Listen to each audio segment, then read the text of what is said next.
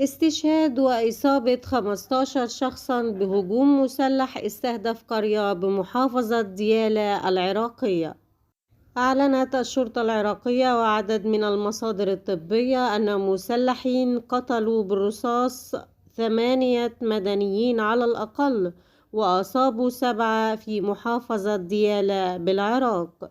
وقالت الشرطة أن الهجمات وقعت على قرية البوبالي في بلدة الخالص، والهجوم كان بكمين بإحدى العجلات ثم استخدام القناصين على كل من يخرج من منزله، وأن القرويين استخدموا سياراتهم الخاصة لنقل الجرحى إلى مستشفى الخالص. من جانبه قال أفراد الطاقم الطبي أن الجثث السبع أصيبت بطلقات نارية، موضحين أن عدد القتلى قد يرتفع لأن بعض الجرحى في حالة حرجة.